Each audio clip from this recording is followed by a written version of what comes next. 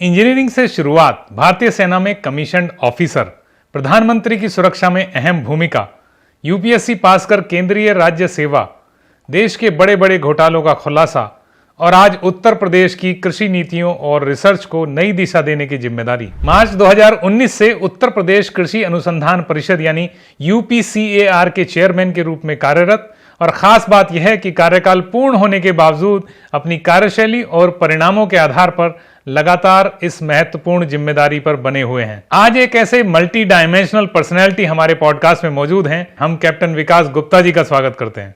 आपका बहुत बहुत स्वागत है हमारे इस पॉडकास्ट में। नमस्कार विपिन जी, मेरा भी बड़ा सौभाग्य है कि आपके साथ बैठ के कुछ चर्चा वार्ता समसामयिक विषयों पर करने का मुझे भी अवसर मिलेगा। मैं भी बहुत आभारी हूँ, आपने मुझे बुलाया। तो चलिए बातचीत शुरू करते हैं। तो मुझे आपसे सबसे पहला प्रश्न, जो सबसे मुझे लगता है बहुत इंपॉर्टेंट भी है, वो ये है कि एक मैकेनिकल इंजीनियर का और कृषि अनुसंधान के क्षेत्र में इतनी महत्वपूर्ण ओहदे पर रहना और काम करना, ये कैसे संभव है, कैसे आप कर रहे हैं? देखिए विपिन जी, इंजीनियरिंग तो मेरी जो शिक्षा हुई वो मेरी इंजीनियरिंग कॉलेज में मैंने मैकेनिकल इंजीनियर किया और थ्रू आउट कुछ मैंने नौकरियां की, वो भी सब मैकेनिकल इंजीनियरिंग थी। भारतीय सेना में भी मैं एज ए इंजीनियर भर्ती हुआ था, बोर्ड ऑफ इंजीनियर्स में हुआ था। टेक्निकल माइंड मेरा शुरू से ही रहा, टेक्निकल चीज़ों में, ऑटोमोबाइल लाइन में भी मैं रहा, आर्मी में भी रहा और दूसरी जॉबों में भी मुझे मैकेनिकल इंजीनियरिंग का काफ़ी अनुभव था। तो मुझे कोई समस्या है और उसका क्या एक पॉसिबल सॉल्यूशंस, इंजीनियरिंग सॉल्यूशंस हो सकता है, उस विषय पर मेरी हमेशा से उत्सुकता बनी रहती थी।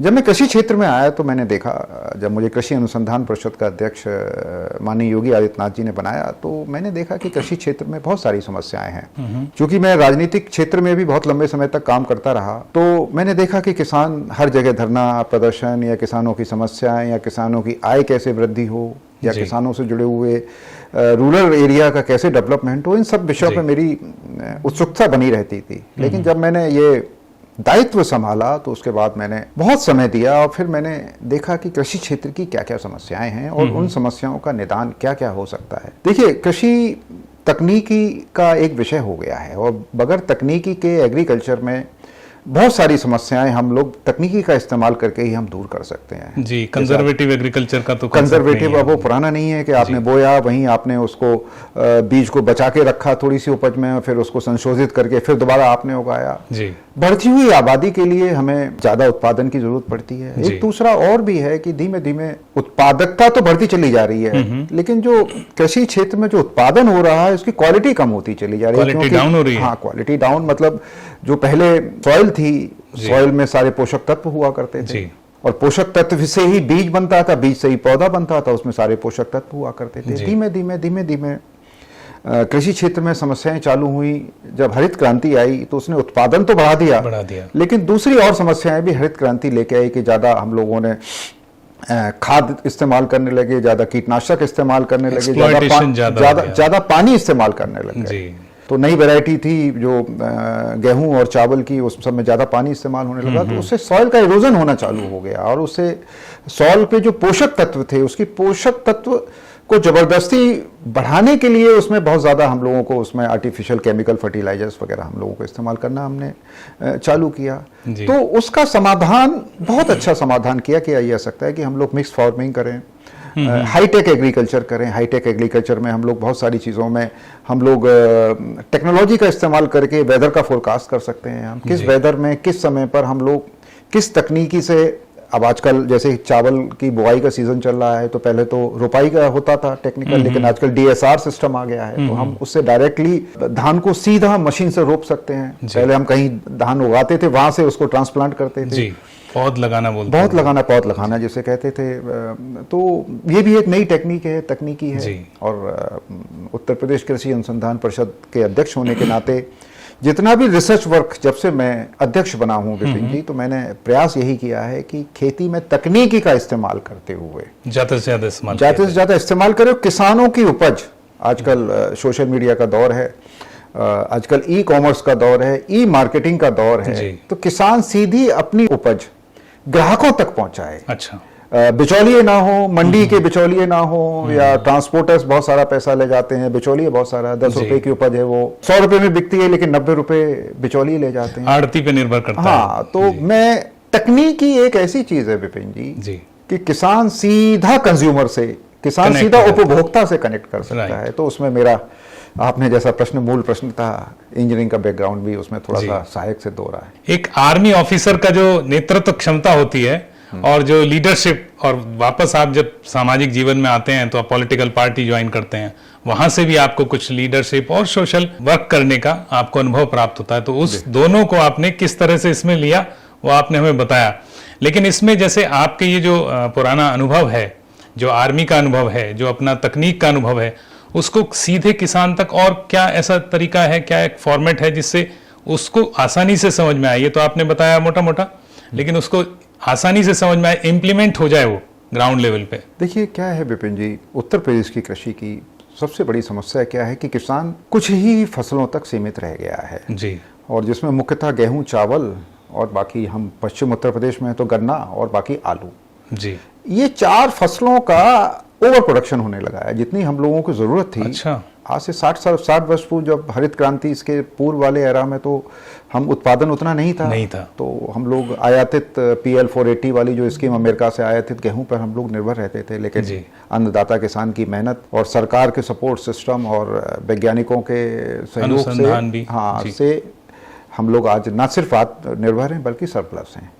लेकिन आज का ये सरप्लस भी एक समस्या हो गई है, क्योंकि ये गेहूं, चावल, गन्ना, आलू ही मुख्यतः किसान उगाने लगा है, जबकि और बहुत सारी फसलें हैं जिनको किसान उगा सकता है और अपनी आय को बढ़ा सकता है। मसलन दलहन, तिलहन है। हम तिलहन भी आज आयात करते हैं। आप सबसे ज्यादा कृषि क्षेत्र में सबसे ज्यादा आयात होने वाली अगर कोई चीज है वो तिलहन है। हम लोग $20 बिलियन का तेल आयात करते हैं। अच्छा। जबकि भारत जैसे कृषि प्रधान देश में जहां तिलहन का अच्छा अगर हम लोग उगाएं तो हमें आयात करने की क्या जरूरत है? हाँ, उसका फायदा। ऐसी दलहन का भी है। दालें भी हम लोग ज्यादातर आयातित दालें हम लोग खा रहे हैं, जबकि दाल एक, अगर आप कहेंगे तो पोषण के लिए और हाई प्रोटीन डाइट के लिए दाल एक, आजकल हमारी आपकी डाइट का जो वेजिटेरियन है, हम लोग इधर उत्तर प्रदेश में काफी लोग शाकाहारी लोग हैं, तो उनके लिए अगर प्रोटीन का स्रोत है तो वो दाल है हम लोगों के लिए। वैसे खेती के लिए भी कहते थे कि साइकिल में एक बार दाल जरूर बोना चाहिए, जरूरी होती है। अब देखिए अरहर की दाल अगर आप लगाएंगे तो उसमें ना तो आपको उतना फर्टिलाइजर की जरूरत है। अल नीनो का प्रभाव भी लोग दुष्प्रभाव कह रहे हैं कि हो सकता है कि उतना पानी ना बरसे, तो कम पानी में भी वो उग सकता है, कम फर्टिलाइजर में भी उग सकता है, कम कीटनाशक, क्योंकि वो नाइट्रोजन को फिक्स करता है जी। तो उस हिसाब से इनपुट कॉस्ट भी कम और अगली फसल के लिए वो तैयार कर लेता, उर्वरक भूमि कर लेता। आपने बिल्कुल सही कहा जी। तो ये सारी कुछ दिक्कतें थी। जब मैंने कृषि अनुसंधान परिषद का अध्यक्ष का दायित्व संभाला तो मैंने देखा कि इन समस्याओं से कैसे निदान पाया जाए। तो हम लोगों ने किसानों के साथ संवाद किया, किसानों के साथ गोष्ठी करी, सरकार से भी आपने डायरेक्ट उनसे बात की? हाँ, डायरेक्ट हम लोगों का एक्चुअली यूपी एग्रीकल्चर काउंसिल, हम लोगों के यहाँ पर 4 एग्रीकल्चर यूनिवर्सिटी है। अच्छा। जो अभी ऑपरेशनल है। 5वीं एग्रीकल्चर यूनिवर्सिटी देवरिया में बन रही है अभी। इन 4 एग्रीकल्चर यूनिवर्सिटी के अंडर में 89 कृषि विज्ञान केंद्र हैं।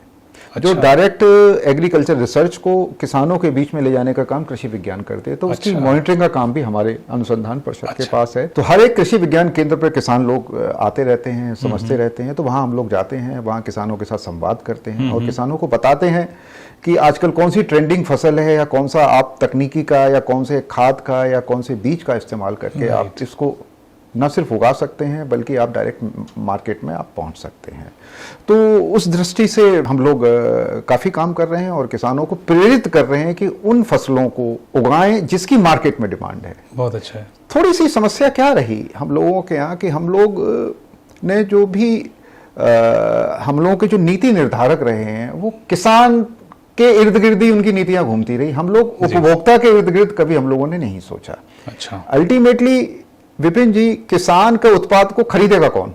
उपभोक्ता खरीदेगा। कभी हमने उपभोक्ता की तरफ ध्यान नहीं दिया, हमने किसानों की तरफ ध्यान दिया। किसानों की समस्याएं, खेती किसानी, लेकिन उपभोक्ता क्या खा रहा है, उसकी डिमांड क्या है, उसकी प्रायोरिटी क्या है, उसकी तरफ हम लोगों ने कभी सोचा ही नहीं दिया जी।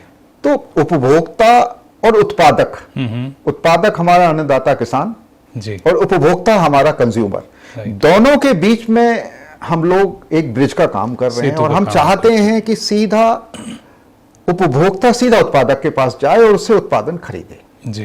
तो ये सब काम इस दृष्टि से हम लोगों ने काफी अच्छा काम हम लोगों की तरफ से हुआ और मुझे बड़ी खुशी है कि किसान भी अब उपभोक्ता आधारित कृषि कर रहा है और जो पारंपरिक जो फसलें हैं उनसे बाहर निकलकर आजकल चिया सीड्स है, आपने देखा होगा, न्यूट्रास्यूटिकल्स हैं, आजकल आयुर्वेदिक के बहुत सारी मेडिसिन हैं, स्पेशली हर्ब्स हैं, स्पाइसेस हैं, मसालों का भी सैकड़ों वर्षों से हम लोग मसालों का उपयोग एक्सपोर्ट में करते रहे हैं। भारत सोने की चिड़िया मसालों की वजह मसालों से ही बना, ठीक बना, मसालों से है। हॉर्टिकल्चर क्रॉप्स है, आम के अलावा केले की खेती, अमरूद की खेती, आजकल और बहुत सारी दूसरी खेतियां हैं, आजकल उनकी तरफ भी किसानों की तरफ हम लोग आग्रह कर रहे हैं और सरकार की नीतियां भी उस तरफ हैं। फूड प्रोसेसिंग इंडस्ट्री, अच्छा, कृषि उत्पाद में food processing, specially dairy industries में या फिशरीज में, उसमें भी काफी जागरूकता है और हम किसानों से आग्रह करते हैं कि तो ये फिशरीज भी आपके अंडर ही आती है? फिशरीज का रिसर्च का, चूंकि एग्रीकल्चर काउंसिल जो है उसमें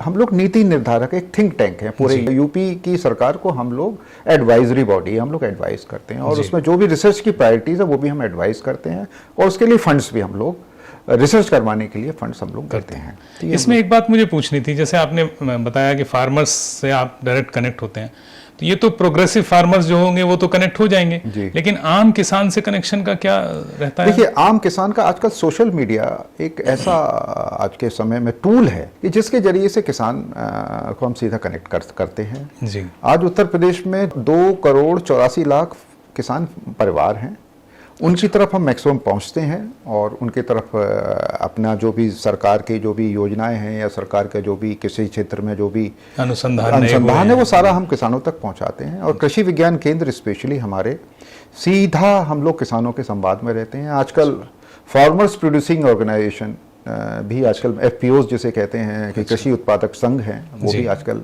काफ़ी काम कर रहे हैं और केंद्र सरकार ने कोऑपरेटिव्स में भी मूवमेंट्स को भी उत्तर प्रदेश में जी, जैसे अमूल का कोऑपरेटिव मूवमेंट्स है या महाराष्ट्र का कोऑपरेटिव मूवमेंट है, उसी को यहाँ पर भी सफल बनाने के लिए हम लोग प्रयास कर रहे हैं। अच्छा। और हमें उम्मीद है कि आने वाले समय में किसानों की आय भी बढ़ेगी, बल्कि कृषि क्षेत्र में भी बड़ी खुशहाली आएगी, ऐसा हम सब लोग एक ही दिशा में प्रयास कर रहे हैं। बहुत अच्छा है, बहुत अच्छा।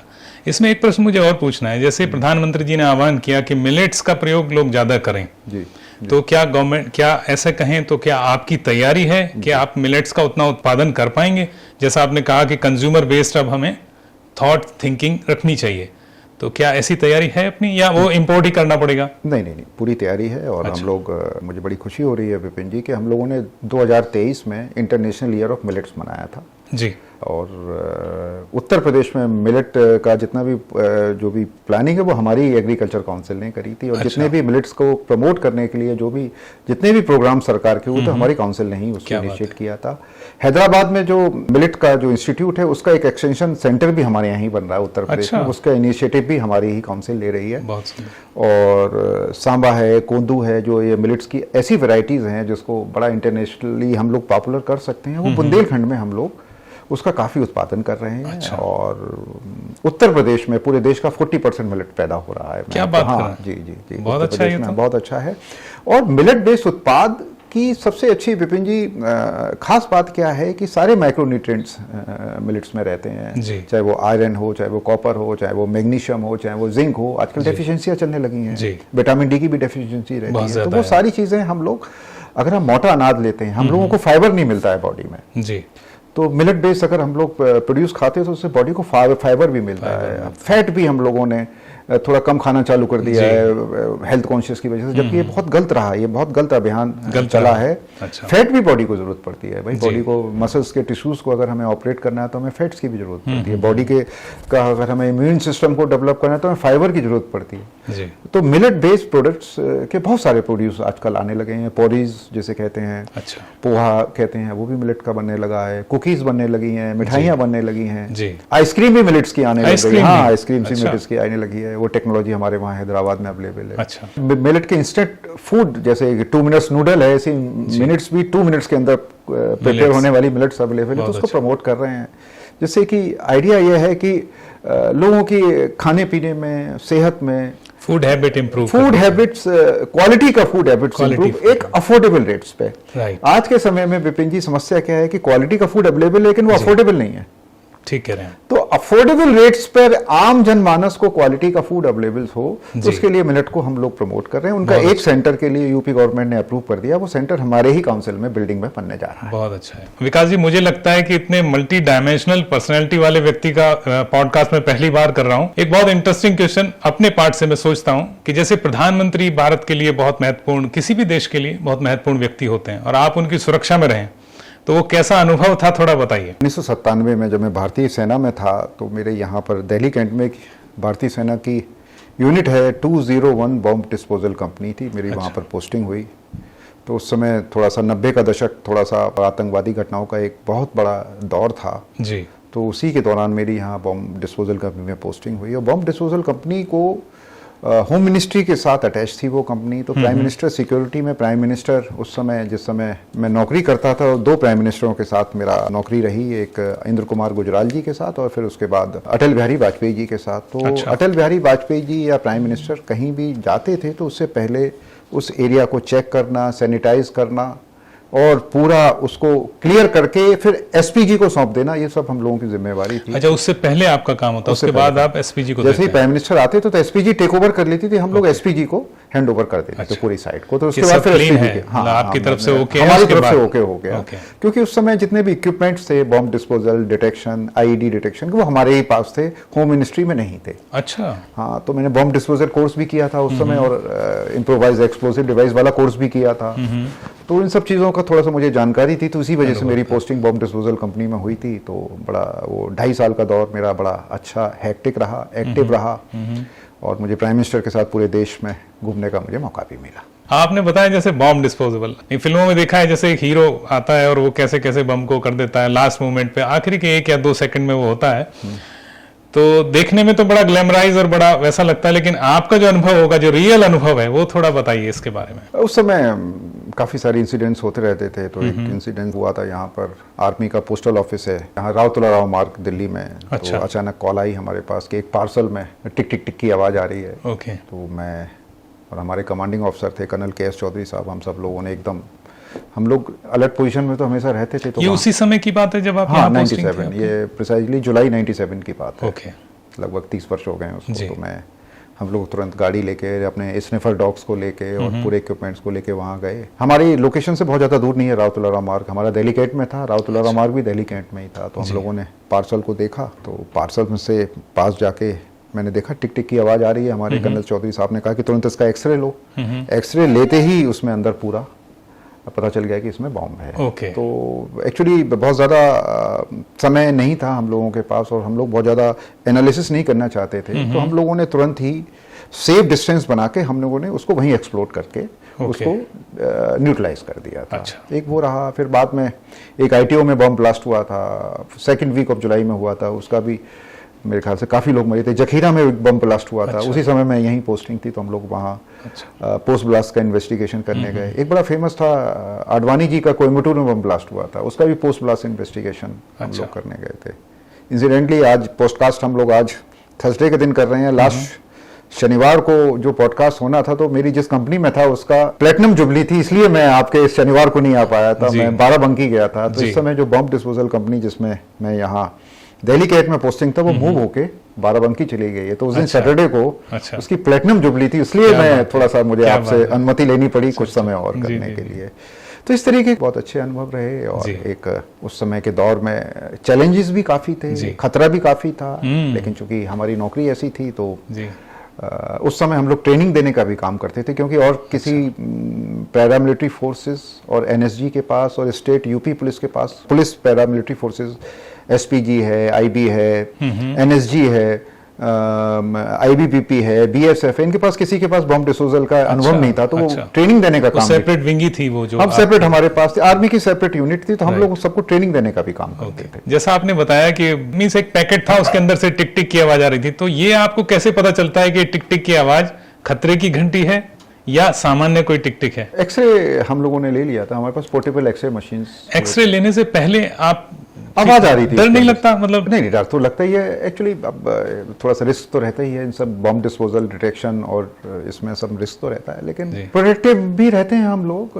बॉम्ब सूट्स आते हैं तो उस समय हम लोगों ने कनाडा से इंपोर्ट किया हुआ था बॉम्ब सूट्स। तो बॉम्ब सूट पहनने के बाद आप बम में अगर एक्सप्लोजिव 4 किलोग्राम तक का एक्सप्लोजिव है तो उसको बियर कर सकता था। अच्छा, तो इतना लगा कि हम लोग उसको कर सकते हैं, तो बम सूट पहन के हम लोगों ने उसको पार्सल को ओपन मैदान में ले गए और फिर वहां पर हमने उसको RDX लगा के एक्सप्लोड कर दिया। उसका रिस्क कम कर दिया पहले मैदान में लेके, ग्राउंड में ले जाके। समय नहीं था, हमें नहीं पता था कि कितना समय बचा हुआ, कुछ और ज्यादा डैमेज कर सकता, तो तुरंत हम लोगों ने उसको रिमोटली उठा के उसको रिमोटली एक सेफ ओपन एरिया में रख के उसको हमने फिर डिस्पोज कर दिया। अगर ये जैसे बम ब्लास्ट हो गया, जैसे आपने कहा पोस्ट ब्लास्ट आप जो करते हैं, उसमें कैसे क्या पैटर्न रहता है, कैसे आप इंक्वायरी करते हैं कि क्या ट्रेसेस होते हैं, देखते हैं हम लोग कि ट्रिगर मैकेनिज्म क्या है, किस टाइप का उसमें एक्सप्लोजिव्स इस्तेमाल किए गए हैं, वो सब पता चल जाता है। कोशिश करते हैं कि पता चल जाए, क्योंकि टुकड़े टुकड़े जब फैल जाते हैं तो उसको जोड़ने का काम, क्योंकि बहुत लंबा काम है, बहुत लंबे समय का काम है। अच्छा।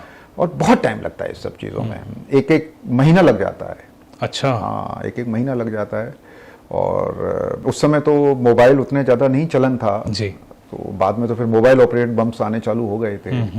तो इन सब के लिए पोस्ट ब्लास्ट टुकड़ों को जोड़ के फिर हम लोग को रिकंस्ट्रक्ट करना पड़ता है साइट्स को, कैसे हुआ होगा, क्या हुआ होगा, ये सब चीज़ें होती हैं। दिल्ली की ये घटनाएं तो मैं भी रिकॉल कर रहा हूँ आपके कहने के बाद, कि अनाउंसमेंट होते थे रेडियो पे कि कोई खिलौना, कोई ट्रांजिस्टर, ऐसी चीज अगर बस में मिले या कहीं ऐसे सार्वजनिक स्थान पे मिले तो उसको छुए ना। जी जी जी। तो उन दिनों बहुत ज्यादा था, ये चलन में था, तो बड़ा चैलेंजिंग रहा होगा। DTC की बस के पीछे हर सीट पे लिखा रहता था, हर सीट पे लिखा रहता था कि कृपया अपने नीचे कोई वस्तु, अनजान वस्तु है तो उसको ना छुएं। अनाउंसमेंट भी होते थे। उस समय काफी दौर था, जो 90 का दशक था, 90 के दशक, विपिन जी, तो उस समय काफी इस टाइप की इंसिडेंट्स, घटनाएं पूरे देश में होती रहती। जी जी। तो उस समय मुझे सौभाग्य मिला उसमें काम करने का। अच्छा, जैसे UPSC जैसी एक प्रेस्टिजियस आपने एग्जाम को क्लियर किया तो आपको बहुत अच्छी जॉब ऑब्वियसली मिली, तो आपने उस जॉब को फिर कुछ दिनों के बाद छोड़ दिया, मतलब ये कैसे, क्यों किया आपने? मेरा 2000 में सिलेक्शन हो गया था और उसके बाद थोड़ा सा कुछ सौभाग्य ऐसा रहा कि मुझे यहीं ITO में मेरी पोस्टिंग हो गई थी, मुझे ऑडिट ब्रांच दे दी गई थी। दरअसल विपिन जी, मैं थोड़ा सा रेवेन्यू ऑपरेटेड कभी नहीं रहा। मेरा दिमाग में बैलेंस शीट्स और क्रेडिट और डेबिट बैलेंस, ये कभी मुझे समझ में नहीं आई ये सब चीजें। मैं फौजी आदमी, मैकेनिकल इंजीनियर आदमी, क्रूड मैकेनिकल लोचा जो है वो आपको पसंद आता है। कोई SSC आया, उसका हम फाइल देख रहे हैं, और मेरे लिए बहुत ज्यादा ड्राई था वो सब। अच्छा। बिल्कुल भी मजा नहीं आया मुझे। फिर मैंने रिक्वेस्ट भी किया अपने डिपार्टमेंट से कि मुझे सिस्टम्स डायरेक्टरेट दे दीजिए आप। तो उस समय आज का जो GST है, CGST, SGST, उसका प्रिकर्सर होती थी सिस्टम, जहां थोड़ा थोड़ा कंप्यूटराइजेशन, सैनवेट जिसे कहते थे, वो यहाँ ITO में 2nd फ्लोर पे उसका ऑफिस हुआ करता था। मैं साइड स्टेप होके मैंने वहाँ अपना समय वहाँ पोस्टिंग ले ली थी। उस समय सेंट्रल एक्साइज, कस्टम्स और सर्विस टैक्स हुआ करता था जी, ये 3 अलग हुआ करती। जब GST बनी तो उसको कंबाइंड होकर central goods and service tax हो गया, तो उसकी सिस्टम्स डायरेक्टरेट में मैं लास्ट मेरी पोस्टिंग थी और मैंने 2006 में रिजाइन कर दिया था। अच्छा। और मैं उसके बाद से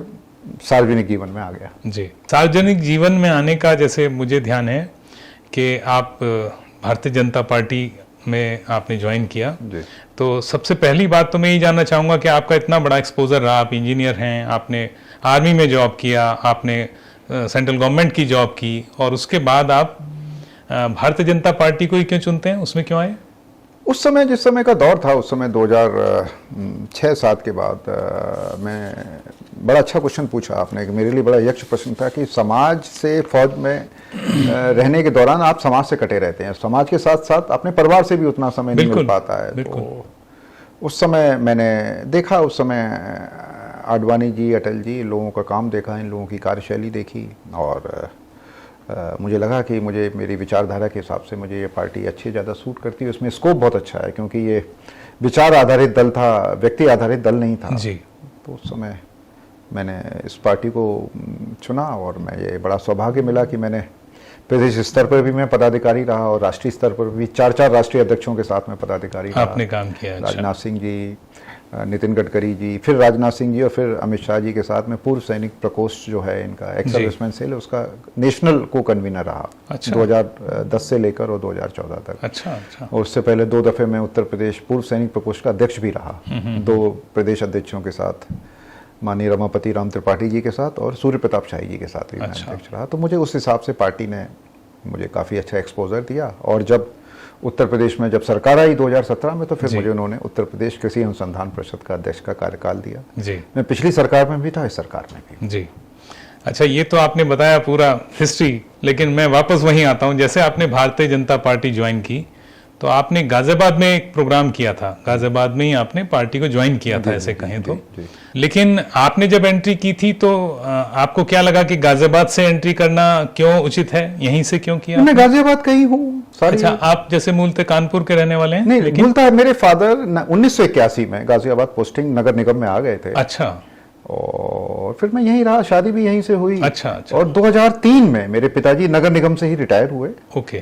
तो यहाँ साहिबाबाद में चंद्रनगर में हमारा आवास था। जी। उससे पहले मतलब पिछले 45 वर्षों से हम गाजियाबाद से और गाजियाबाद में ही फ्रेंड सर्किल था। पिताजी का भी फ्रेंड सर्किल था, मेरी मदर का भी फ्रेंड सर्किल था। मेरे रिश्तेदार, शादियां मेरी बहन की सब यहीं आस पड़ोस में शादियां हो गई।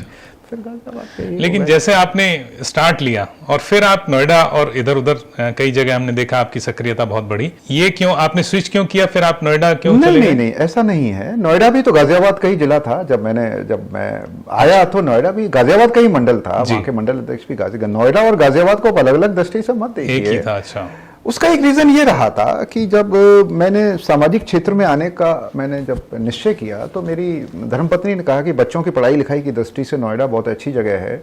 तो चूंकि आप सामाजिक क्षेत्र में, राजनीतिक क्षेत्र में जा रहे हैं, तो परिवार को समय देने के लिए आप चाहें तो एक अच्छे से स्कूल में एडमिशन करवा दिए। तो मेरे बेटी का मैंने 2004 में आर्मी पब्लिक स्कूल एक सेक्टर 37 में, वहाँ मेरे बेटी का एडमिशन मैंने हो गया था। क्योंकि मेरी धर्मपत्नी का आग्रह था कि अच्छे स्कूलों में बच्चे पढ़ने चाहिए। जी। तो गाजियाबाद की बजाय आर्मी पब्लिक स्कूल नोएडा में वहाँ हो गया।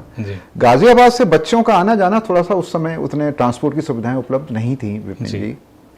तो फिर ये निर्णय लिया हमारी धर्मपत्नी ने कि हम वहीं जहां आर्मी पब्लिक स्कूल उसके पास में ही कहीं मकान ले लेंगे। अच्छा। तो वहां हम लोगों ने मकान ले लिया। लेकिन माताजी पिताजी तो यहीं गाजियाबाद, और मेरा ऑफिस जो है जी वैशाली में, तो पिछले 20 सालों से वैशाली में। हाँ, मैं डेली आता हूँ मैं यहाँ। अच्छा। तो मेरा सक्रियता हमेशा मेरी गाजियाबाद में ही बनी रही। अच्छा, जैसे नोएडा से आपका इसलिए भी कनेक्शन सब लोग देखते हैं क्योंकि हमें याद है कि DND फ्लाईओवर जो कहना चाहिए कि लाखों लोगों से कनेक्टेड है, उससे दिल्ली जाने का इतनी सुविधाजनक हो गया था वो। तो हम लोग सब जाते थे और टोल देके वहां से निकलना होता था, तो टोल देके जाते थे। हमारे एरिया का शायद पहला वो टोल था जो हमने देना प्रारंभ किया होगा। अब तो बहुत टोल रोड है। तो उस पर पता चलता है कि उसमें आप आंदोलन कर रहे हैं और उसमें आपने आंदोलन करके उसको टोल मुक्त कराया। तो आपने बहुत बड़ी वर्किंग वहां पे आपकी मुझे ध्यान में आती है नोएडा में, इसलिए नोएडा से ज्यादा आपका कनेक्शन भी देखा जाता है। ये जो DND वाला था मैटर, ये एक्चुअली था क्या? आपको कैसे पता चला कि ये टोल ले रहे हैं, नहीं लेना चाहिए? एक्चुअली DND का जो टोल था वो पूरा भ्रष्टाचार था। अच्छा। और अधिकारियों के द्वारा किया जा रहा भ्रष्टाचार था, क्योंकि वो टोल कंपनी अधिकारियों ने बनाई थी। वो कुछ IAS अधिकारी उत्तर प्रदेश कैडर के अधिकारी थे। अच्छा। उन्होंने लखनऊ में एक बहुत छोटे से फ्लैट में कंपनी को रजिस्टर करवाया। कंपनी का नाम रखा Noida toll bridge corporation limited. अच्छा। और उसका एक एग्रीमेंट कर दिया, कंपनी के बनाने वाले अधिकारी और एग्रीमेंट करने वाले भी अधिकारी। अच्छा। हाँ, तो वो भ्रष्टाचार था। और हम जाते थे आते थे, उस समय 25 रुपए जाना और 25 रुपए आना लगता था। तो आज काफी पिंच करता था काफी, क्योंकि 50 रुपए का डेली का वो लगता था। अच्छा, कई साल तक चला भी? बहुत सालों तक चला। 2001 से लेकर 2016-17 तक चला है। जी जी। 2001 में उसका इनॉग्रेशन किया था उस समय के तत्कालीन मुख्यमंत्री राजनाथ सिंह जी ने। जी। और वो 2016 तक चला। अच्छा, उसमें क्या था कि बड़ा एक तरफा एग्रीमेंट था। आप कभी DND में इस्तेमाल आपने किया होगा, तो आश्रम का जो फ्लाईओवर था जी, वो भी DND टोल ब्रिज के रोड में शामिल था। उसका टोल उस ब्रिज का भी इस्तेमाल किया जाता था, जबकि बनाया था DDA ने। अच्छा। और जब खत्म होता था रजनी चंदा चौक से पहले जो नाले का पुल था, वो बनाया नोएडा अथॉरिटी ने। उसका भी टोल की जो कॉस्ट थी उसमें टोल कभी लिया करती थी। आप आश्रम फ्लाईओवर से लेके और रजनीगंधा चौक तक का, दिल्ली और उत्तर प्रदेश किसी को पता ही नहीं था। नोएडा एक अच्छे पढ़े लिखे लोगों का शहर और लोग लुट रहे हैं, किसी को पता ही नहीं था। नहीं, यही मैं पूछ रहा हूँ, आप कैसे पहुंचे वहां तक? वो एक्चुअली मैंने थोड़ा सा उस समय कुछ आरटीआई डाला, और एक मुझे नोएडा की, मैं नाम नहीं लूंगा, एक सीईओ से मेरी भेंट हो गई। अच्छा। वो she was deadly against that toll bridge का पूरा जो घोटाला था। अच्छा। आपने एक चीज और देखी होगी, उसमें ना सिर्फ जो टोल कंपनी का ऑफिस था उसको भी कॉमर्शियली उन्होंने ऑफिस में दे रखा था जी। और पूरा एडवर्टाइजमेंट का जितना रेवेन्यू था जी, जी। वहां से लेके राइट अप टू फ्रॉम आनंद, वहां से आश्रम वाले फ्लाईओवर से लेके और राइट अप टू वहां तक का सारा टोल का वो रेवेन्यू भी वो उनको पास जाता था। जी, बहुत एडवर्टाइज था। बहुत एडवर्टाइजमेंट। भाई उस समय नोएडा उभरता हुआ शहर, आज भी नोएडा का गेटवे है। जी। तो मैंने उसको फिर काफी एनालिसिस किया, कुछ उन्होंने मुझे बहुत सारा इनपुट्स दिया, और फिर मैंने भी आरटीआई लेके सारी फाइलें चेक करी, सारे एग्रीमेंट्स मैंने चेक करिए, और फिर उनका जब मैंने देखा तो मैंने कहा ये तो अधिकारी हैं सारे इसमें, और अधिकारियों के द्वारा इसमें। और अच्छा, उसका एक चीज थी कि उसमें नो एंड क्लॉज, मतलब कोई एंड नहीं था उसका। वो परपेचुअल था कि जब तक चाहती वो कंपनी जब तक चलाती रहती, इनफाइनाइट 30 साल 32 साल 35 साल 40 साल। तो मैंने कहा कि ऐसा कौन सा एक पब्लिक टोल होता है जिसका कोई टाइम नहीं होता है। तो अब वो था, अब वहां की सामाजिक संस्थाएं लड़ रही थी, लेकिन उनका कोई रिजल्ट आता नहीं है। सामाजिक संस्थाओं के साथ सबसे बड़ा, अब मैं कहता हूं कि परेशानी कह लो या उनके साथ समस्या ये रहती है कि वो जाते हैं, धरना प्रदर्शन करते हैं और वो अखबार में छपा और वापस घर पे आ गए। मैंने कहा कि ये नहीं होना चाहिए। मैंने पूरा एनालिसिस किया और जाके लखनऊ में, लखनऊ प्रेस क्लब में जाके प्रेस कॉन्फ्रेंस करी। अच्छा। लखनऊ प्रेस क्लब में जाके प्रेस कॉन्फ्रेंस करी और वहां घोटाले को उजागर की। तब वहां पर लोग, जो पॉलिटिकल क्लास थी उस समय के मुख्यमंत्री थे अखिलेश यादव जी, वो बड़े सेंसिटाइज हुए। अच्छा। फिर उस समय के बाद फिर उसको चीजों को फिर आ लेकिन गया। वो काम तो आपने किया, एक जो कहना चाहिए एलीट क्लास वाला जी। लेकिन आपने ग्राउंड पे भी मैंने देखा यहाँ बड़े बहुत धरने किए, प्रदर्शन किए, बैठे कैसे रहते लोगों थे। को जोड़ा, कनेक्ट कैसे किया? लोगों के बीच में गए हमने, लोगों के आरडब्ल्यूएस में गए, उनके हमने बताया, उनको जोड़ने को हमने कहा। वहां पर हम लोगों ने नुक्कड़ नाटक किया। अगर आप मेरे सोशल मीडिया में अगर जाएंगे तो नुक्कड़ नाटक करके जागरूकता करी कि देखो तो सही आपके साथ लूट रहे हैं। मैं खुद जाके नुक्कड़ नाटक पे जाके मैं अपने कलाकारों के साथ चौराहों पर करता रहता था, तो लोगों को जोड़ता रहता था। तो उसका मुझे बड़ा खुशी है कि लोगों को समर्थन मिला और लोग मेरे साथ पहुंच जुड़े जी। उसका ये परिणाम था कि उस समय के जो चीफ जस्टिस थे इलाहाबाद हाई कोर्ट के, जो बाद में सुप्रीम कोर्ट के भी चीफ जस्टिस बने, डी वाई चंद्रचूड़ जी जो थे, तो उन्होंने उसको संज्ञान लिया और उसको फिर उसको उन्होंने बाय कोर्ट के माध्यम से उसको, क्योंकि वो एग्रीमेंट था उत्तर प्रदेश का, तो उत्तर प्रदेश सरकार तो बंधी हुई थी एग्रीमेंट से, तो लेकिन उन्होंने चंद्रचूड़ जी ने उसको फिर हम लोगों के जन आंदोलन को संज्ञान में लेते हुए हमने चंद्रचूड़ जी के पास गए और एक पेटिशन थी, चल रही थी ऑलरेडी पहले से ही डीएनडी के खिलाफ। रंजीत सक्सेना करके एक हमारे वकील थे, उनको मैंने पैसे दिए, मैंने कहा कि आप उसको लड़िए, क्योंकि यहाँ से कोई नोएडा से जाके इलाहाबाद जाके कोई लड़ना नहीं चाहता ठीक था। बात है जी। तो और बड़े इन्फ्लुएंशियल लोग थे, वो पैसे लेके किसी को भी प्रभावित कर सकते थे। अच्छी कमाई हो भी रही होगी, अच्छी कमाई हो रही थी, तो उनको क्या दिक्कत थी? कोई धरना प्रदर्शन करने गया कोई व्यक्ति, उसको 50 फ्री टोल के पासेस ही दे दिए, उसमें सेटिस्फाई हो गया। ठीक, उसमें सेटिस्फाई हो गया। तो जुझारू रूप से लड़ने भिड़ने वाले लोग थे, लेकिन वो उतने बुजुर्ग थे कि वो लखनऊ और इलाहाबाद जा नहीं सकते थे। आपने वो डीएनडी का जो बॉम्ब था उसको भी डिस्पोज कर दिया। भाई देखिए विपिन जी, आज डीएनडी टोल फ्री है। जितना भी एनसीआर में व्यक्ति डीएनडी टोल का इस्तेमाल करता है जी, उस समय, जिस समय डीएनडी टोल प्लाजा बंद किया गया था, 28 रुपए जाने का, 28 रुपए आने का, 58 रुपए रोज का था। और एक महीने में अगर आप डेली जाते हैं तो 15,000 रुपए महीने का आपका खर्चा। आज जितने भी एनसीआर में कार वाले सब बच गए। बिल्कुल, तो ये भी एक लाखों लोगों का। हाँ जी, लाखों लोगों का। अच्छा, आप यहीं नहीं रुके, आपने फिर एनआरएचएम घोटाला और फिर यादव सिंह घोटाला, इसमें भी ये कहां से फिर आपको मजा आने लगा घोटाला खोलने में? अब करते रहते थे चीजें, लोग मेरे पास फिर लोग इनपुट्स देने लग गए, लोग मेरे पास आके जानकारियां देने लग गए, डायरेक्टली सत्ता पक्ष के लोग मेरे पास आने लग गए। ओह अच्छा। तो वो खुद आके, वो जो उनसे पीड़ित थे वो भी मेरे पास जानकारियां देने आने लगे, चूंकि मैं एक फेस बन गया था जी। तो फिर और सफल व्यक्ति भी? हाँ, सफल व्यक्ति। मैंने वो जो भी जितने भी विषय उठाए, चाहे वो सिटी सेंटर का पॉन्टी चड्डा वाला हो, चाहे वो फार्म हाउस का घोटाला हो, चाहे वो कमर्शियल लैंड का घोटाला हो, जितने भी यहाँ नोएडा एक्सटेंशन में बिल्डरों का घोटाला है, सबसे पहले उठाने वाला मैं, उनके खिलाफ लोकायुक्त में जाने वाला मैं था।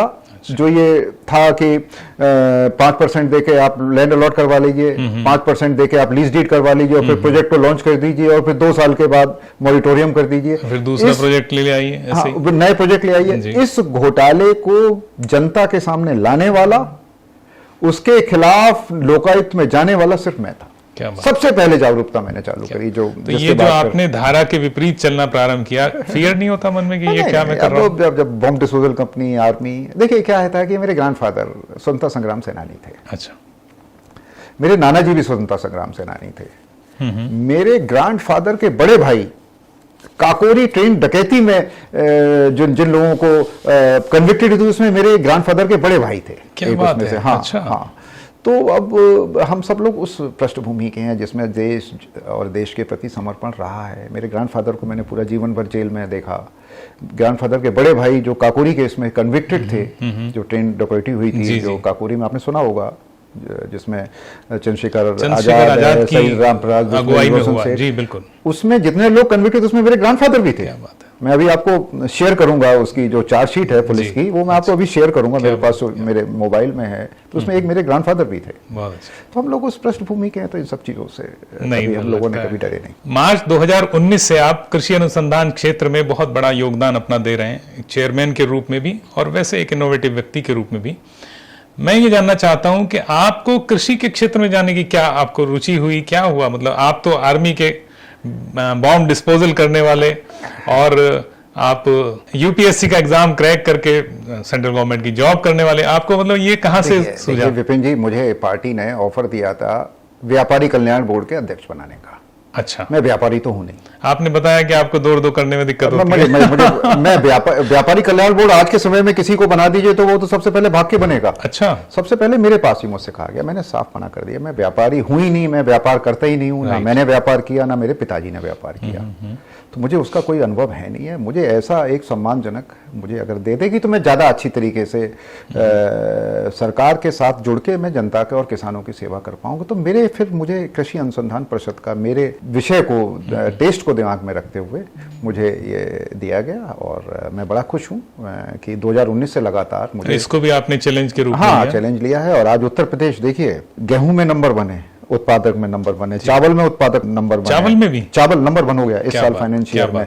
फल और सब्जियों में, हॉर्टिकल्चर क्रॉप्स में नंबर 1 है आज की डेट में, आम में नंबर 1 है।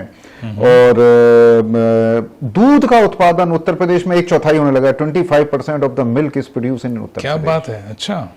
इन सब चीजों में नंबर 1 है। तो मुझे बड़ी खुशी है कि कहीं ना कहीं आपका योगदान, हमारा उत्तर प्रदेश कृषि अनुसंधान परिषद का भी योगदान बहुत अच्छा है। बाकी योगी जी का मार्गदर्शन तो है ही है। बहुत बहुत शुभकामनाएं आपको कि और बढ़े, उत्तर प्रदेश उत्तम प्रदेश बने। नहीं, बिल्कुल उत्तम प्रदेश बनने की तरफ अग्रसर है उत्तम प्रदेश, क्योंकि योगी जी के नेतृत्व में हम सब लोग बड़ा अच्छा काम कर रहे हैं। आपकी जो परिषद है, ये अनुसंधान परिषद जिसके आप चेयरमैन हैं, इसको थिंक टैंक कहा जाता है। ये थिंक टैंक के पीछे क्या कॉन्सेप्ट है? कंसेप्ट ये था कि उत्तर प्रदेश कृषि प्रधान देश था 1989 से पहले जी। एग्रीकल्चर और एग्रीकल्चर से जुड़ी हुई जितनी भी योजनाएं, परियोजनाएं और जितना भी था, वो सब अलग अलग डिपार्टमेंट्स करते थे। उनमें कोई कोऑर्डिनेशन नहीं था। कोऑर्डिनेशन नहीं था। ओके। उस कोऑर्डिनेशन को दिमाग में रखते हुए एक बॉडी की स्थापना 1989 में की गई। अच्छा। और विपिन जी, पूरे देश में सिर्फ 2 राज्यों में ही उत्तर प्रदेश मतलब कृषि अनुसंधान परिषद है। एक कृषि की दृष्टि से उत्तर प्रदेश में, एक महाराष्ट्र में, और किसी प्रदेश में अनुसंधान परिषद नहीं है। हाँ, नहीं। अच्छा। सिर्फ उत्तर प्रदेश में और महाराष्ट्र में है। अच्छा। तो उस दृष्टि से हम लोगों ने कार्यक्रम करते हैं। और अभी पिछले 1 साल में 3 उत्तर प्रदेश कृषि अनुसंधान परिषद के आयोजित कार्यक्रमों में माननीय योगी आदित्यनाथ जी आए। और अभी हम लोग सितंबर में भी हम लोग अपना स्थापना दिवस मनाएंगे, तो उसमें हम आग्रह करेंगे कि माननीय योगी आदित्यनाथ जी का हम लोगों को मार्गदर्शन मिले। यानी ये परिषद बनाने का जो लाभ उत्तर प्रदेश को मिल रहा है, आपने बताया अभी कि उत्तर प्रदेश बहुत सारे उत्पादन में नंबर 1 होता जा रहा है। जी जी जी जी। ये उसी की वो थिंक टैंक काम कर रहा है। जी जी। देखिए, मार्गदर्शन माननीय योगी आदित्यनाथ जी का है, हमारे कृषि मंत्री सूर्य प्रताप शाही जी का है, लेकिन हाँ, हम लोगों के प्रति जो भी किसानों ने और सरकार ने और फार्मर्स प्रोड्यूसिंग ऑर्गेनाइजेशंस ने और रिसर्च स्कॉलर्स ने जो अपेक्षाएं हमारे प्रति हम लोगों से रही हैं, वो हमने पूरी तरह निभाया। और जैसे ही मैंने 2019 में मैंने अध्यक्ष बना, तो वहाँ पर कुछ पिछली सरकार, समाजवादी पार्टी सरकार में रिक्रूटमेंट कुछ गलत हो गए थे हमारे यहाँ, हमारे संस्थान में। मैंने विपिन जी, सभी को बर्खास्त करके अच्छा, मैंने बाहर किया, उसकी जगह फ्रेश में टैलेंट लेके आया। क्या बात। मैंने करीब 40 रिक्रूटमेंट किए, किसी भी रिक्रूटमेंट में कोई आज तक किसी ने क्वेश्चन नहीं उठाया। और 19 जिन लोगों को मैंने बर्खास्त किया, वो आज तक किसी को मैंने इलाहाबाद हाईकोर्ट से स्टे नहीं लेने दिया, किसी को वापस नहीं आने दिया। क्या बात है। तो ये भी मैं अपने आपके दर्शकों को बता दूं कि उनको सबको बर्खास्त किया। इसको भी आप आर्मी के डिसिप्लिन के अकॉर्डिंग चलाते हैं। मैं देखिए, एक संस्थान है, एक थिंक टैंक है, उसमें उतना ही अच्छा टैलेंट होना चाहिए। अगर आप टैलेंट ही नहीं है तो आप उस संस्थान को चलाएंगे कैसे? टैलेंट है मेरे पास, करीब 85 लोग हैं मेरे संस्थान में, अगर उनमें टैलेंट ही नहीं है, हॉर्टिकल्चर वाले को हॉर्टिकल्चर का नहीं पता, एग्रो फॉरेस्ट्री वाले को एग्रो फॉरेस्ट्री का नहीं पता, सीड साइंटिस्ट को सीड साइंटिस्ट का नहीं पता, तो मैं करूंगा क्या? मैंने सबको बर्खास्त किया, बिल्कुल सबको चार्जशीट लगा के सबको सब लोग मुझसे कहने लगे कि कैप्टन साहब आप ये जिंदाबाद मुर्दाबाद करेंगे और ये लोग इलाहाबाद हाईकोर्ट से स्टे ले आएंगे और इलाहाबाद हाईकोर्ट से फिर वापस आ जाएंगे, फिर आपके सामने जब बर्खास्त करने के बाद दोबारा आ गए तो काम ही नहीं करेंगे। मैंने कहा कि मैं सुप्रीम कोर्ट तक लड़ूंगा, और मैं आपको बता दूं मैं सुप्रीम कोर्ट तक गया। क्या बात है। किसी को भी, एक भी व्यक्ति को मैंने रीइंस्टेट नहीं होने दिया, फ्रेश अप्रूव करवाया मैंने शासन से, नया रिक्रूटमेंट करवाया, और रिक्रूटमेंट भी मेरिट पे करवाया। मैंने कहा कि पूरे इंडिया का जो बेस्ट पॉसिबल टैलेंट होगा वो कृषि अनुसंधान परिषद में आएगा। आज मेरे यहाँ किसी भी रिक्रूटमेंट में आज तक कोई भी कोई क्वेश्चन नहीं उठा। क्या बात है। अच्छा, जैसे रिसर्च के लिए फंडिंग करते हैं तो वो आपकी संस्था ही करती है? जी, हमारी संस्था। तो इसका कैसे आप करते हैं कि कौन इसके योग्य है, किसको हम देना लोग चाहिए? कमेटी, विपिन जी बड़ा अच्छा क्वेश्चन है। हम लोग यहाँ चारों उत्तर प्रदेश में 4 एग्रीकल्चर यूनिवर्सिटी, उनके सारे वीसी रहते हैं उस कमेटी में। अच्छा। हमारे संस्थान में मैं अध्यक्ष हूँ, मेरे साथ एक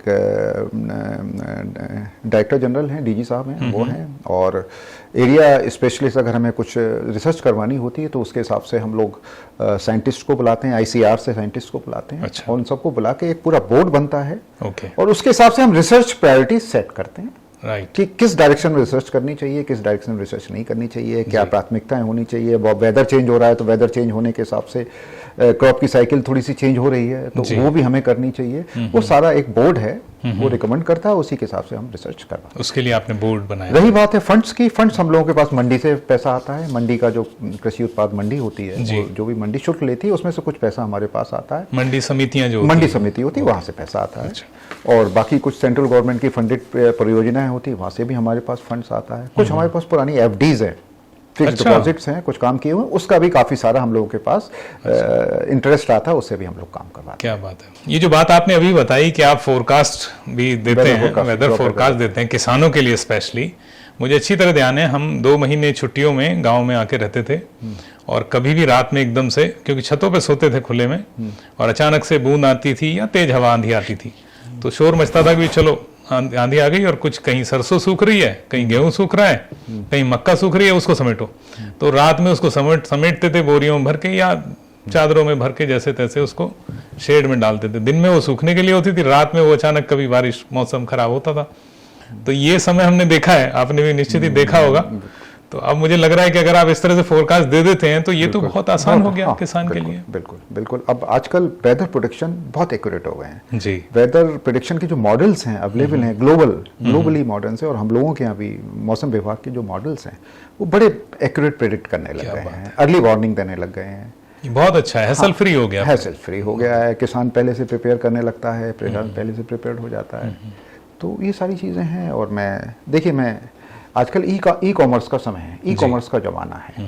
आप कोई भी ई कॉमर्स के प्लेटफॉर्म है, चाहे वो अमेजन हो, चाहे वो फ्लिपकार्ट हो, चाहे कोई भी फ्लिपकार्ट हो, सब लोग पिक्चर ही तो देखते हैं, फोटो ही तो देखते हैं। राइट। अब फोटो में कैसा फोटो होना चाहिए, कैसा फोटो प्रोडक्ट दिखना चाहिए, उसकी ब्रांडिंग पोजीशन क्या होनी चाहिए, उसका लुक फील कैसा आना चाहिए, उसकी फोटोग्राफ्स कैसा होना चाहिए, उसकी पैकिंग कैसी होनी चाहिए, सारे सर्टिफिकेशंस आज के समय में। अच्छा। कि एक अच्छा किसान एक अच्छी चीज उगा रहा है, उसके पास सर्टिफाइड्स भी तो होने चाहिए। सर्टिफिकेशन किसान नहीं लेता। अगर हम प्रोडक्ट्स विद सर्टिफिकेशंस बेचेंगे तो एक कंज्यूमर के दिमाग में, उपभोक्ता के दिमाग में ज्यादा एक उसका ट्रस्ट वैल्यू बनेगी। ये सारी चीजों को मैं गाइड कर रहा हूँ, हमारा संस्थान गाइड कर रहा है। मैं नए किसान, जितने भी पढ़े लिखे किसान परिवार के बच्चे हैं, मैं सबसे अनुरोध कर रहा हूं कि बीबीए एमबीए इंजीनियरिंग करने के बाद वापस आइए और आप खेती किसानी को अपनी ब्रांड से प्रमोट कीजिए और ई कॉमर्स के प्लेटफॉर्म पे एनरोल कीजिए और सीधा ग्लोबल कस्टमर पे अपने प्रोडक्ट को पहुंचाइए। बहुत अच्छा है।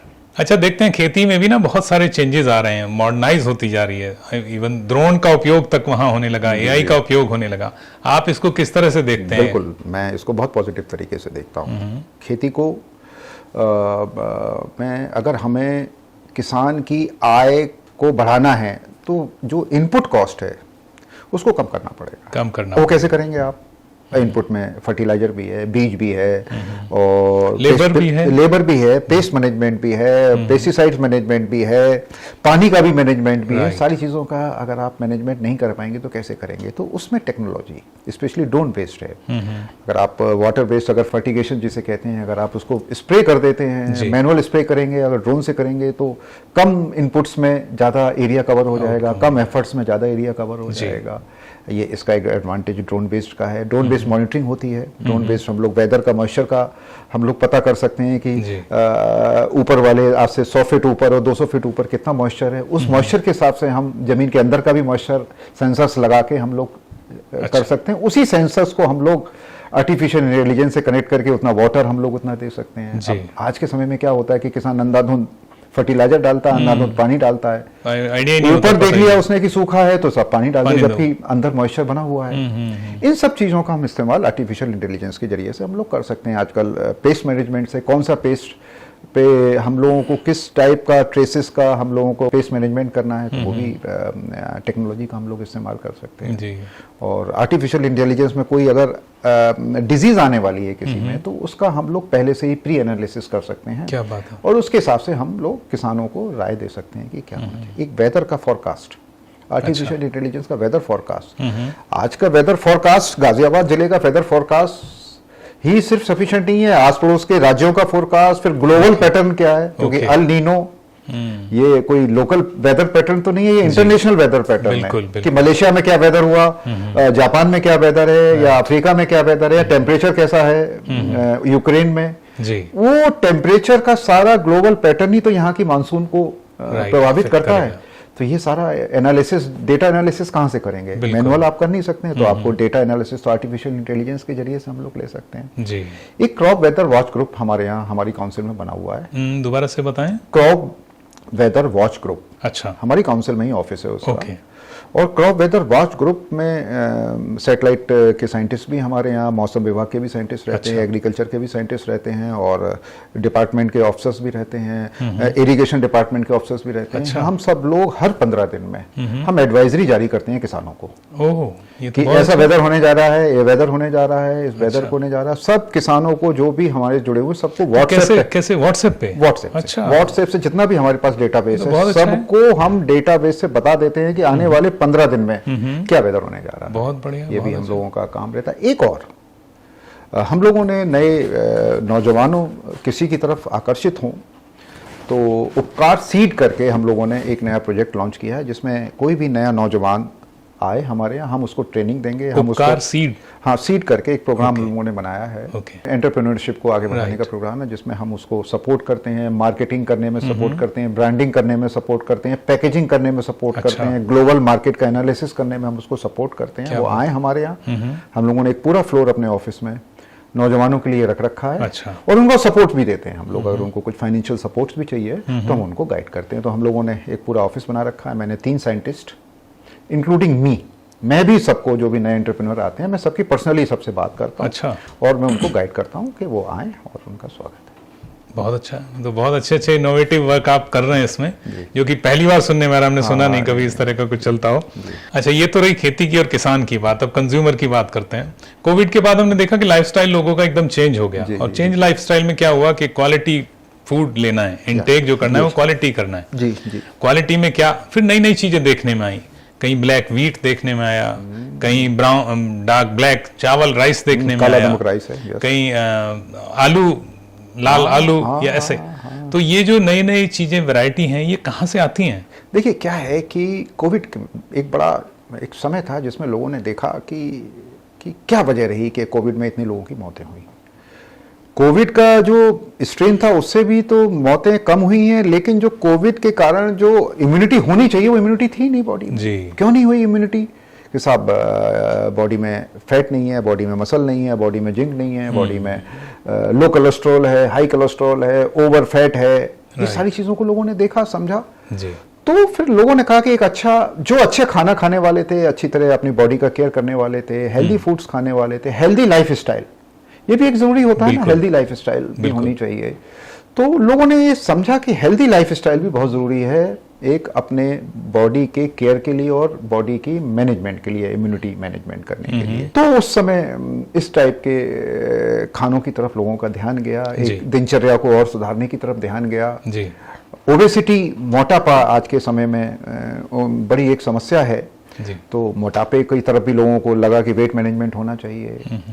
सब्जियां हैं जितनी यहाँ पर एनसीआर में होती हैं, यमुना में और हिंडन नदी के किनारे जितनी सब्जियां हैं, बहुत अच्छी पौष्टिक सब्जियां नहीं हैं, वो सिर्फ केमिकल इंड्यूस्ड सब्जियां हैं जो यहाँ पर एनसीआर में। अब भाई आप हिंडन गाजियाबाद से होके निकलती है जी, क्या आप हिंडन में हाथ धो सकते हैं? हाँ बिल्कुल नहीं, बहुत गंदा आप हिंडन में हाथ नहीं धो सकते हैं, और हिंडन के पानी से उगी हुई सब्जियां आप अपनी थाली की प्लेट में सजा के आप लोगों को खिलाते हैं, तो क्या वो शुद्ध होगी क्या? बिल्कुल। ऐसे यमुना भी, यमुना में उगी हुई सब्जियां जितनी हम लोग यहाँ पर खा रहे हैं, और तो जो लिमिट होनी चाहिए मिनिमम परमिशन लिमिट, उससे कई गुना ज़्यादा हार्मफुल ट्रेसेस हैं, जैसे लेड है, कैडमियम है, जो बॉडी के सीधे वाइटल ऑर्गन्स को अफेक्ट करते हैं, वो सारी इसमें रहती है। तो उसके लिए अच्छी ऑथेंटिक सोर्स से हम सब लोग, उपभोक्ता लोग, खरीदें, उसका एक ज़रूरत है आज के समय में। मैं तो सब लोगों से कहता हूं कि सब्जियां खरीदने से पहले आप सब लोग ज़रूर देख लें कि ये सोर्स क्या है, कहाँ से आ रही हैं, कहाँ से आ रही हैं। अगर थोड़ा सा और, अगर हापुड़ है, अमरोहा है, संभल है, अगर हापुड़ अमरोहा से बहुत सब्जियां आती हैं, अगर वो सोर्स, अगर हम लोग ऑथेंटिक सोर्स से अगर हम सब्जियां खरीदें जी, और अपने यहाँ घर में खिलाएं और खाएं, तो वो ज़्यादा बेटर एक ऑप्शन है। बाकी और बहुत सारी चीज़ें, जैसे मसाले हैं हमारे घर में, एक मसाले, घी है, तेल है जी, ऑथेंटिक सोर्स से आए, सर्टिफाइड सोर्स से आए, तो बहुत अच्छा रहेगा जी। ट्रेसेबिलिटी आजकल चलने लगी है। आजकल ट्रेसेबिलिटी का नया कंसेप्ट है कि हम ट्रेस कर सकें ओरिजिन कहाँ से आया है। ओके। ऑर्गेनिक फार्मिंग हो, नेचुरल फार्मिंग, ऑर्गेनिक ना हो तो नेचुरल फार्मिंग हो जी। मैंने आपको उस दिन आपके व्हाट्सएप पे भेजा था, एक कर्नल नरेंद्र त्यागी जी हैं, बड़ा गांव यहाँ बागपत में, वो ऑर्गेनिक फार्मिंग कर रहे हैं। हस्बैंड वाइफ आर्मी से रिटायरमेंट होने के बाद अपने गांव में रहकर, हस्बैंड वाइफ गांव के खेतों में रहकर खेती कर रहे हैं। तो अब उन्होंने सर्टिफिकेट्स भी ले रखे हैं, सर्टिफिकेशंस भी है। तो अगर कोई उत्पाद अगर आपके पास आ रहा है, उसमें सर्टिफिकेट्स हैं सारे, आप उसके ओरिजिन को ट्रेस कर सकते हैं, जियो टैगिंग कर सकते हैं, तो इसका मतलब यह है कि वो उत्पाद ऑथेंटिक है और वो ग्लोबल स्टैंडर्ड्स को मीट करता है, तो वो हम लोग कंज्यूम कर सकते हैं। बहुत ज्यादा फर्क नहीं पड़ता है, 10% 20% आप एक्स्ट्रा देके अगर शुद्ध, पौष्टिक, अच्छा, ऑथेंटिक सोर्स का खाना खा सकते हैं, तो आप बाद में जो बीमारियां और हॉस्पिटल में जो पैसा खर्च करेंगे उससे कई गुना ज्यादा परेशानी और सेहत खराब रहेगी तो सब कुछ खराब रहेगा जी। जैसे ये तो रही पौष्टिक खाने की बात, अब मैं वापस उसी बात पे आता हूँ कि ये जो R&D की होंगी ऑब्वियसली, जैसे अगर ब्लैक व्हीट को डेवलप किया या ब्लैक राइस को डेवलप किया, तो ये जो R&D है ये आपके संस्थान में होती है? ये R&D है ही नहीं, ये हमारा है ही ओरिजिनल। जो हम लोगों का खाना था वो यही था। अच्छा। R&D तो हरित क्रांति में जो नए ट्रेसेस आए गेहूं और चावल के, ये इसकी R&D हुई है। ओके। हम लोग जो भी पुराना ट्रेडिशनल सोर्सेज के बीज जो रखे हुए, तो उनको दोबारा हम किसानों से कहने का आप उगाइए। अच्छा। इनपुट को कम कीजिए, गौ आधारित कृषि या नेचुरल फार्मिंग कीजिए, मिक्स फार्मिंग कीजिए, और इसको उगाइए और खुद खाइए और लोगों को खिलाइए, और उसकी मार्केटिंग, पैकेजिंग, ब्रांडिंग कीजिए और लोगों को उपभोक्ताओं तक पहुंचाइए। जैसे काला नमक राइस है जी। काला नमक राइस तो 3000 वर्ष पुराना है। अच्छा। ये वाला राइस सिर्फ 200 वर्ष पुराना इतिहास है इसका। ओके। काला नमक राइस जो है, जो बुद्ध के समय में, बुद्धा राइस कहते हैं उसको। अच्छा। जियो टैगिंग है, 1 डिस्ट्रिक्ट 1 प्रोडक्ट में सिद्धार्थनगर को काला नमक राइस का डिस्ट्रिक्ट, चंदौली डिस्ट्रिक्ट को काला नमक राइस का डिस्ट्रिक्ट है, क्योंकि वहाँ से जो चावल आता है, लो ग्लाइसेमिक इंडेक्स होता है, उसमें शुगर का जो रिलीज होता है वो स्लो होता है, तो बहुत अच्छा है, खाने के लिए बहुत अच्छा है, टेस्टी है, स्वाद है। और ऐसे ही गेहूं की भी, जो भी पुराने जो गेहूं थे वो लाल रंग की वैरायटी थे, काले रंग की वैरायटी थे, शरबती वैरायटी थी, तो ये वैरायटी थे। ये वाला जो है ये हाइब्रिड वैरायटी का जो ये R&D है वो ओरिजिनल, ये R&D है वो ओरिजिनल है। वो ओरिजिनल वापस आना चाहिए। क्या बात है। ट्रेडिशनल विजडम वापस आनी चाहिए, ट्रेडिशनल एग्रीकल्चर वापस हमारी खाने की प्लेट पे आनी चाहिए, और हम खाएं और दूसरों को खिलाएं। राइट। ये एक कल्चर डेवलप होना चाहिए। जी जी जी। आप हमारे घर कभी आएंगे तो हमारे 100% इसी टाइप का खाना अच्छा, मिलेगा। क्या बात है। मैं लखनऊ भी जाता हूँ तो मैं यहीं से दूध, घी, पनीर सब यहाँ से लेके जाता हूँ। मेरे घर में जो भी अच्छा। मेरी पूरी अटैची में सिर्फ यही भर के जाता है। और वहां जो भी चाय पीता है, पनीर खाता है, या वहां पर जो भी है, वो सब यहाँ से मेरे ही अपनी गायों के उत्पाद का मैं घी खिलाता हूँ। कोई भी यहाँ से सैकड़ों लोग जाते हैं मेरे लखनऊ वाले आवास पे। अच्छा। कोई बाजार से नहीं आता, सब यहाँ से मैं खुद अटैची में भर के ले जाता हूँ और सबको खिलाता हूँ। वाह, क्या बात है। अब अध्यक्ष के रूप में अगर ये जागरूकता मैं अपने घर से ही तो शुरुआत करूंगा, तभी तो लोगों में जागरूकता फैलेगी। बिल्कुल, बहुत अच्छा है। अच्छा, आज के समय में जैसे इतनी सारी बातें हमने की, तो मैं देखता हूँ किसानों के लिए आप क्या चैलेंज समझते हैं? आज का जो किसान है, ये तो आपने अपना पॉइंट ऑफ व्यू बताया, अभी तक सरकार का बताया, कंज्यूमर का बताया, लेकिन किसान के क्या चैलेंजेस हैं? किसान का चैलेंज है कि जोत छोटी हो गई है। अच्छा। उसका पहले फार्म का जो एवरेज था, फार्म वो 1 एकड़, 1.5 एकड़, 2 एकड़ था। अब वो एवरेज यूपी में लैंड होल्डिंग 0.6 एकड़, 0.5 एकड़ रह गई है। अब इतने छोटे से एकड़ वाले प्लाट में आप क्या मैकेनाइजेशन करते हैं, क्या उसमें इंप्रूव्ड एग्रीकल्चर कर सकते हैं, क्या आप उसमें ऑर्गेनिक फार्मिंग कर सकते हैं? तो ये बड़ा चैलेंज है। अब इस चैलेंज को दूर करने के लिए सरकार ने फार्मर्स प्रोड्यूसिंग ऑर्गेनाइजेशन वाला कंसेप्ट किया कि भाई जिनके छोटे छोटे किसान हैं, वो सब लोग इकट्ठा एक साथ एक अपनी ऑर्गेनाइजेशन बना ले। ओके। उसमें सेंट्रल गवर्नमेंट और यूपी गवर्नमेंट सब्सिडी देती है 50,000 रुपए महीने की, 3 साल तक सपोर्ट उस ग्रुप को फार्मर्स प्रोड्यूसिंग ऑर्गेनाइजेशन के ग्रुप को सपोर्ट करती है। अच्छा। आप इकट्ठा होके पूरे फार्म की लैंड को मैनेज करिए। ओके। इनपुट्स कोई अगर आप लेना चाहते हो तो इकट्ठा एक साथ लीजिए और उसके उत्पाद को एक साथ बेचिए। ऐसा करके उत्तर प्रदेश में 2700 एफपीओज हैं पूरे देश में। हाँ, उत्तर प्रदेश में 27 है, पूरे देश में 10,000 एफपीओज हैं। ये कंसेप्ट सरकार लेके आ रही है जिससे कि किसान अपने खेत पर एक उच्चतम उत्पाद को उगा सके, उसके लिए एक इकोसिस्टम क्रिएट करा है। छोटी सी जमीन पे भी उस काम को कर पाएगा। क्या बात है, ये तो बहुत अच्छी सोच है। ये छोटी यूपी की सबसे बड़ी समस्या है, जोत बहुत छोटी है, तो उसमें मैकेनाइजेशन नहीं हो सकता। छोटी सी जोत में क्या आप मैकेनाइज करेंगे? ट्रैक्टर चलाएंगे, कितनी देर में चलाएंगे? जी। तो अगर पूरे छोटी जोत का अगर हमने 50 एकड़ का कर लिया तो वहां ट्रैक्टर चलाना भी आसान होगा, ड्रोन भी चलाना आसान होगा, इम्प्लीमेंटेशन करना भी आसान होगा, मार्केटिंग करना भी आसान होगा, किसी को आप विजिट करवाना चाहते हैं तो उसका भी आसान होगा। छोटी जमीन में किसान सरेंडर भी जल्दी कर देता है, बहुत ज्यादा उसका मन नहीं रहता, बहुत ज्यादा वो नहीं होता। लेकिन अगर हम कोऑपरेटिव होकर काम करेंगे, कोऑपरेटिव फार्मिंग की तरफ बढ़ेंगे तो उससे जरूर उत्पादकता भी बढ़ेगी और किसान की आय भी बढ़ेगी और खुशहाली भी आएगी, रूरल इनकम बहुत बढ़ेगी। जी जी। तो ये तो हो गई बहुत बड़ी बड़ी बात और पूरे प्रदेश की बात, जो कि आप जिम्मेदारी संभालते भी हैं। लेकिन मैं वापस आता हूं गाजियाबाद की बात, क्योंकि हम गाजियाबाद में बैठे हैं। तो गाजियाबाद में आप क्या समझते हैं आज, क्योंकि प्रदेश में आपकी सरकार है भारतीय जनता पार्टी की, केंद्र में भारतीय जनता पार्टी की सरकार है, गाजियाबाद में भी सांसद विधायक भाजपा के हैं। आप गाजियाबाद का जो विकास सोचते हैं, जो आपने देखा है पिछले दिनों से, उसमें क्या अभी आपको लगता है कहाँ तक पहुंच गए, क्या अभी बाकी है? देखिए, प्रयास तो काफी अच्छा हुआ है। इससे पहले जितने भी जनप्रतिनिधि रहे सबका प्रयास रहा है। गाजियाबाद की कनेक्टिविटी बहुत अच्छी हुई है जी। आपने देखा होगा चारों तरफ हाईवेज बन गए हैं। जितने भी हाईवेज दिल्ली से निकल रहे हैं वो कहीं ना कहीं गाजियाबाद को टच करते हुए निकल रहे हैं। कनेक्टिविटी है। रेलवे स्टेशन भी आपने देखा होगा, ट्रेन में भी आपने देखा होगा, नया प्लेटफॉर्म डेवलप हो रहा है, मॉडर्नाइज हो गई हैं चीज़ें, मॉडर्नाइज चीज़ें हो रही है। इकोसिस्टम भी इंडस्ट्रीज़ के लिए पहले से ही है। 50 के दशक से ही, आज़ादी के बाद से ही गाजियाबाद में इंडस्ट्रीज़ लगनी चालू हो गई थी जी। तो वो सारी चीज़ें हैं। लेकिन चूंकि गाजियाबाद बढ़ती आबादी का शहर है, बहुत सारे पूरे देश दुनिया से लोग यहाँ के सेटल हो रहे हैं। स्पेशली ट्रांसइंडियन का इलाका है, जैसे कि इंदिरापुरम है, वैशाली है, वसुंधरा है, खोड़ा कॉलोनी है जी, आपने देखा होगा, बड़ी घनी आबादी के हैं। जो इंफ्रास्ट्रक्चर गाजियाबाद शहर में, जैसे अच्छा हॉस्पिटल है, वो वहाँ ट्रांस इंडियन में नहीं है। स्पोर्ट्स की फैसिलिटीज़ जो यहाँ पर हैं स्टेडियम में, वहाँ ट्रांस इंडियन में नहीं है जी। और रिक्रिएशन के जो सेंटर्स होने चाहिए वहाँ ट्रांस इंडियन में नहीं है, जबकि गाजियाबाद का आबादी का अधिकांश हिस्सा उस तरफ ही उस तरफ रहता है। ठीक कह रहे हैं आप। तो ये सब कनेक्टिविटी, ये सब विषय हैं जिनकी तरफ मैं अभी समझता हूँ कि और ध्यान देने की। स्पोर्ट्स का कल्चर डेवलप गाजियाबाद में जितना होना चाहिए उतना नहीं ना के बराबर है। ठीक कह रहे हैं, बराबर है। मैं अभी संडे की शाम को एक बहुत बड़ी एकेडमी बैडमिंटन का टूर्नामेंट इनॉग्रेट करूंगा इंदिरापुरम में। अच्छा, वो पहली बार होने जा रहा है, तो इसलिए मैं जा रहा हूँ। मैंने कहा कि मैं मुख्य अतिथि के रूप में प्रयास जरूर डिस्ट्रीब्यूट करूंगा, क्योंकि छोटी सोसाइटीज़ हैं, सोसाइटीज़ में आपस में इंटरेक्शन है नहीं है। तो एक अच्छे नौजवान ने प्रयास किया है कि सभी सोसाइटी से कुछ टैलेंट को लाकर एक टूर्नामेंट करवाया जाए। ओके।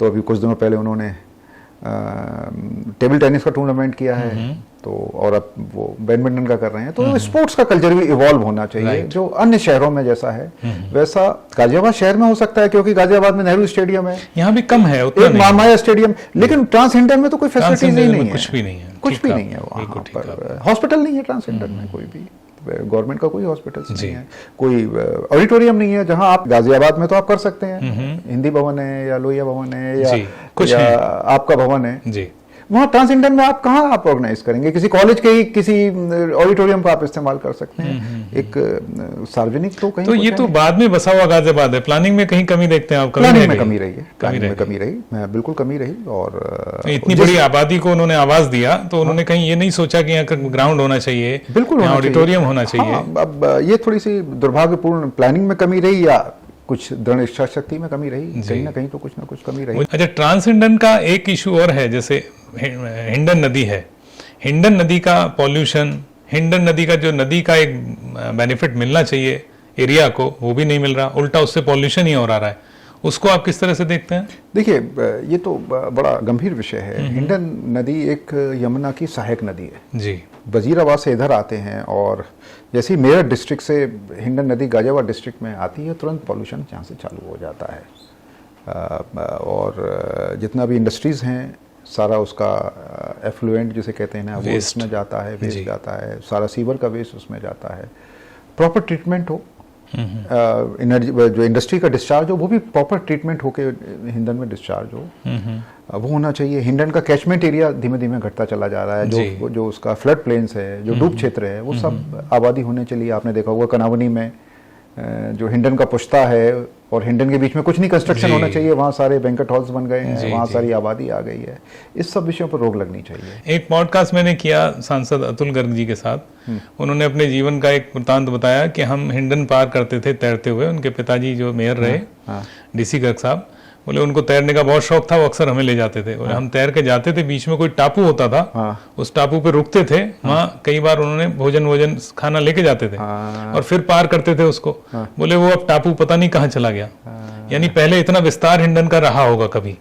एक और मैं इससे आगे की कहानी सुनाता हूँ। यहीं पर हमारे गाजियाबाद के ही पृथ्वी सिंह जी हैं, वो बताते हैं कि जब वो बचपन में थे तो शादी ब्याह के लिए हिंडन से पानी जाता था और जो शरबत पिलाया जाता था बारातियों को, वो हिंडन की नदी का पानी से बने। हाँ, वो कहते थे कि खांड सारी वहीं मिल जाती थी, पानी हम लोग हिंडन से लेते थे और वो घोल के बारातियों को पिलाते थे। तो आप इमेजिन कीजिए कि एक वो भी समय था कि लोग हिंडन का पानी पिया करते थे। आज ये है कि आज हम लोग हाथ भी नहीं डाल सकते। वो कहते हैं बारातियों का स्वागत पान पराग से होना चाहिए, मतलब खास चीज से होना चाहिए, हिंडन नदी के पानी से होता था। देखिए, ये भी कहाँ हम लोग एक अंधी दौड़ में हम लोगों ने अपना जो मूल स्रोत था गाजियाबाद का पानी का, हिंडन नदी को हम लोगों ने एक प्रदूषित नदी बना के नाला बना दिया। अब नदी भी नहीं रह गई है, वो तो एक नाला बन के रह गया है। दुख की बात है ये। आपको लगता है, जैसे आपके माइंड में चलती होंगी चीजें आती हैं, जैसे आपने कहा कि स्पोर्ट्स एक्टिविटी ना के बराबर है, कम्युनिटी एक्टिविटी नहीं है, बिल्कुल कम्युनिटी ऐसे सेटअप नहीं है बड़े जिसमें लोग इकट्ठा हो सकें, तो आपको क्या लगता है कुछ और कमियां और दिखती हैं आपको इस क्षेत्र में? हाँ, वो कमियां हैं। पब्लिक इंफ्रास्ट्रक्चर पे काफ़ी सारा लोड है। वहाँ पर ट्रांसजेंडर में पब्लिक ट्रांसपोर्ट नहीं है।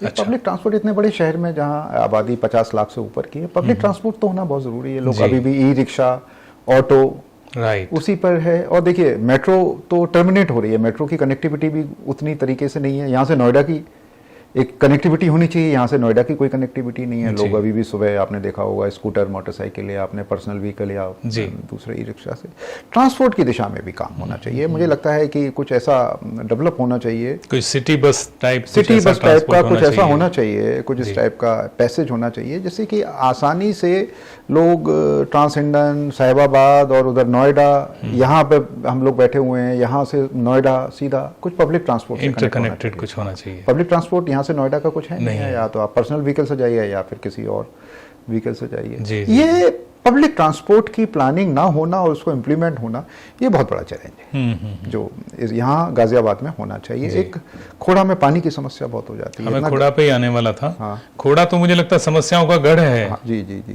क्योंकि आबादी का प्रेशर वहाँ बहुत ज्यादा है और इंफ्रास्ट्रक्चर के नाम पे कुछ शायद है नहीं। थोड़ा बहुत विकास हुआ है, सड़कों में विकास हुआ, थोड़ा सा ड्रेनेज हुआ, उसके अलावा मुझे कुछ और खोड़ा में दिखाई नहीं देता है। जी। फ्लैट के ऊपर फ्लैट और मकान के ऊपर मकान, मकान के ऊपर मकान, और आबादी का प्रेशर बढ़ रहा है, कम नहीं हो रहा है लोगों को। चाहे आप वो दिल्ली की साइड से आइए, चाहे वो आप नोएडा की साइड से सेक्टर 58 से घुसिए, या इधर से इंदिरापुरम की कनावनी से जाइए, प्रेशर बहुत है खोड़ा पे। और पानी की समस्या एक बड़ी समस्या है, और पानी ग्राउंड वाटर टेबल 300 फीट तक पहुंच गया है। और 300 फीट? हाँ, और उसके लोग बार बार और उसको, और हम हिंडन नदी के किनारे की बात कर रहे हैं। हिंडन नदी के किनारे की, जहाँ पानी का वाटर टेबल, हिंडन नदी और यमुना के बीच में वाटर टेबल तो बिल्कुल नीचे ही होना चाहिए, पास में ही होना चाहिए, पास होना चाहिए। अब वो नहीं है।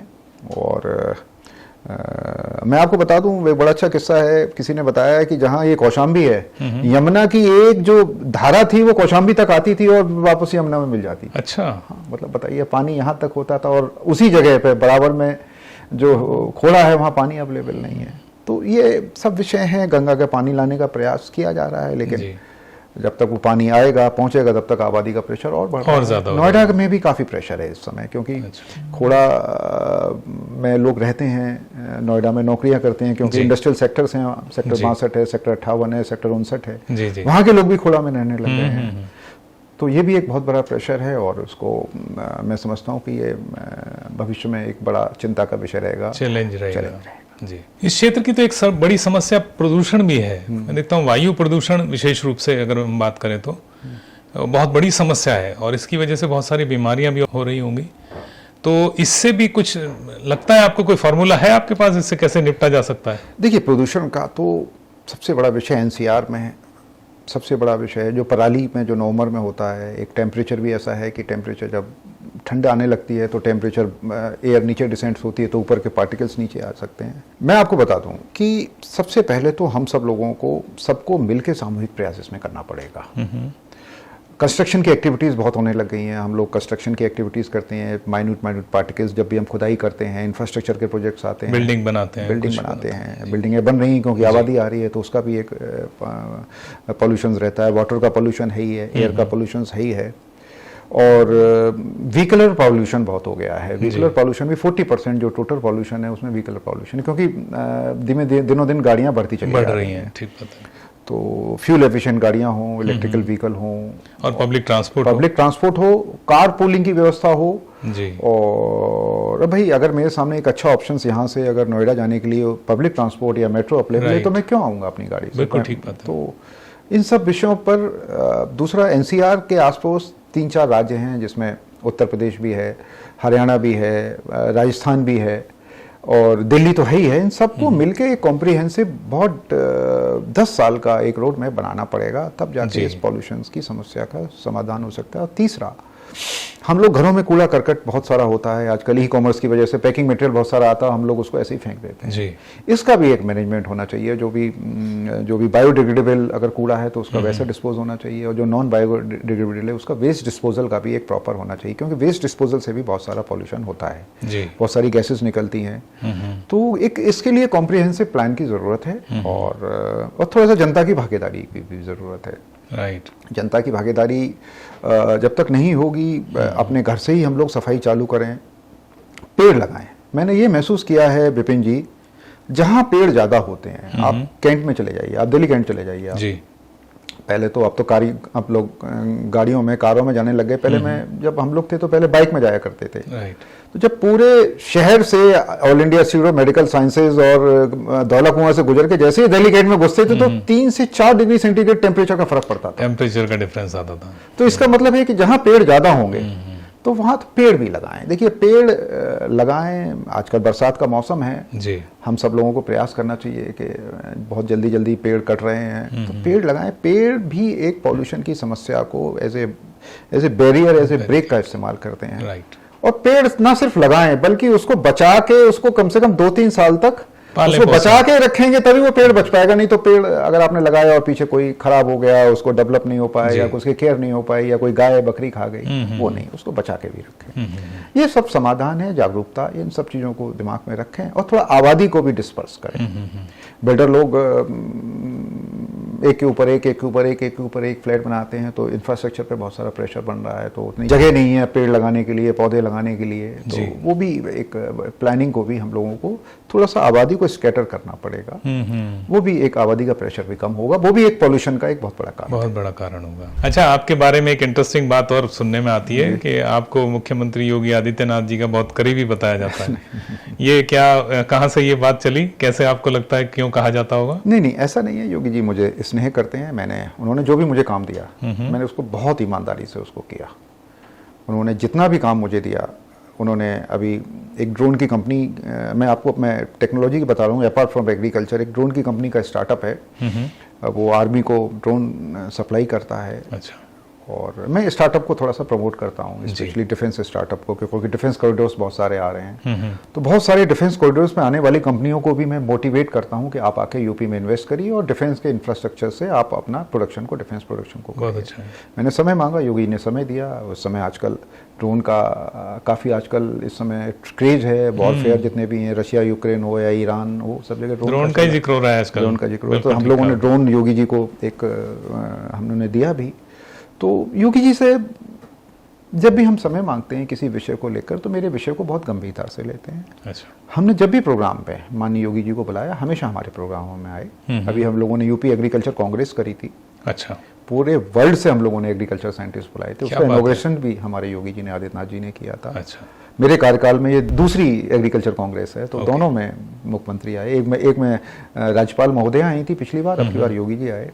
तो योगी जी से मेरा निरंतर संपर्क रहता है, संवाद रहता है। मैं लखनऊ बहुत सारा समय, मेरा लोग नेतागिरी करते हैं तो अपने क्षेत्र में रहते हैं, मेरा बहुत सारा समय लखनऊ में भी रहता है, क्योंकि मैं जब तक बैठूंगा नहीं तब तक काउंसिल का काम कैसे मैं देख पाऊंगा। तो उसमें उनका मार्गदर्शन और स्नेह मुझे प्राप्त रहता है, मिलता रहता है।